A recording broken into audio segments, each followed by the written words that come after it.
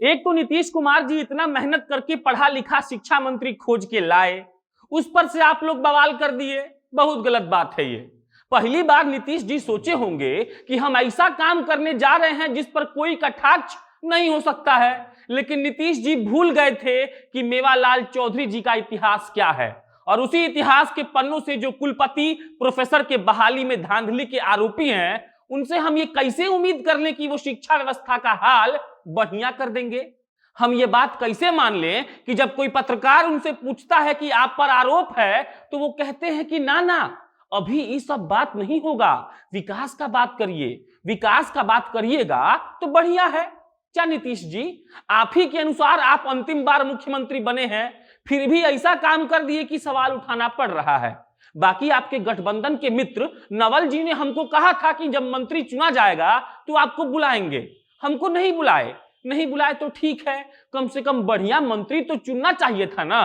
बाकी आज का कटाक्ष इसी शिक्षा और मेवालाल साहब पर होगा। नमस्कार, मेरा नाम प्रशांत राय है और आप जनता जंक्शन देख रहे हैं। सोचिए कि जिस इंसान के खिलाफ बिहार के राजभवन से आदेश गया था कि उन पर कार्रवाई होनी चाहिए, उस शख्स को आप लोगों ने मंत्री बनते देख लिया, और मीडिया के तमाम चिल्लाने के बाद भी इन नेताओं के कानों पर जू नहीं रेंग रहा, तो कैसे बिहार विकसित होगा। सोचिए कि जिस नेता का पता हमारे सुशील मोदी साहब दिन में भी दिया बार कर खोज रहे थे, आज उसी नेता को अपनी आंखों के सामने मंत्री पद की शपथ लेते देख उन पर क्या बीत रही होगी। और अगर उनको कुछ नहीं हो रहा है तो ये नेताओं की कारस्तानी ही तो है जो बड़ी बड़ी बातों को एक घूंट पानी से पचा जाते हैं। क्यों नीतीश जी, नेताओं की कमी बिहार में तो अब आपको खल रही होगी ना। 15 साल भी रहने के बाद जिस कुर्सी के लिए आप तिल मिलाकर रैलियां कर रहे थे, और आज जब वो कुर्सी आपके पास है तो आपने बिहार को एक बढ़िया शिक्षा मंत्री देने तक का नहीं सोचा। क्या उम्मीद की जा सकती है आपसे और आपके उस साथी से जो जीरो टॉलरेंस का बहाना मारकर बिहार को लूटने पर तुली हुई है। आप नेताओं के दोहरेपन का अंदाजा इस बात से लगाया जा सकता है कि जिस तेजस्वी यादव के शैक्षणिक योग्यता पर आप लोग चिल्ला चिल्लाकर अपना गला फाड़ रहे थे, बोल बोलकर अपने आत्मा को शांति दे रहे थे, लेकिन तारकिशोर जी पर आप लोगों ने कुछ नहीं कहा। 12वीं पास होने के बाद वित्त मंत्रालय, वाणिज्य मंत्रालय, पर्यावरण मंत्रालय, वन एवं जलवायु मंत्रालय, सूचना प्रौद्योगिकी मंत्रालय, आपदा प्रबंधन, नगर विकास, आवास विभाग, क्या बात है नीतीश जी। इसको हम आत्मविश्वास कहें या भाजपा का प्रेशर, और अगर दम है तो आकर कहिए कि इनकी भी शैक्षणिक योग्यता कम है। अरे कम से कम अपने बयान पर तो टिके रहते कि कम पढ़े लिखे वालों को बड़ा मंत्री पद नहीं दिया जाना चाहिए। अरे एक बात बताना तो भूल ही गए, मेवालाल साहब उन मंत्रियों में सबसे ज्यादा पैसे वाले हैं जिन्होंने शपथ ली है। 12 करोड़ से ज्यादा संपत्ति के मालिक हैं वो ऑफिशियली। ये ऑफिशियल शब्द जोड़ना बहुत जरूरी है, आप तो जानते ही हैं। बाकी बिहार में जो बाहर आने वाला है उसका हिसाब तो कोई दे ही नहीं सकता।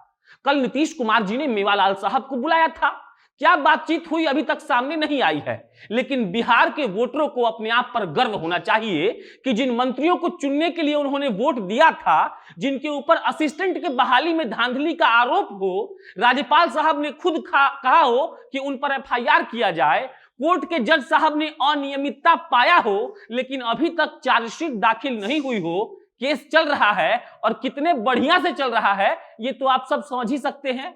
उनको बाइज्जत बरी कर दिया जाएगा, आईटी सेल वाले उनको इज्जत बख्श देंगे। आपको यह समझाया जाएगा कि राष्ट्रगान नहीं आता है तो क्या हो गया, आदमी तो भारतीय है ना, उनके ऊपर कोई एंटी नेशनल का तमगा नहीं लगेगा। वो खूब जोर शोर से जय बिहार का नारा लगाएंगे, बिहार की शिक्षा व्यवस्था को बदलने के लिए जी जान लगा देंगे, और जितना विकास पिछले 30 सालों में नहीं हुआ है उतना तो वो 5 साल में करके दिखाई न देंगे जी।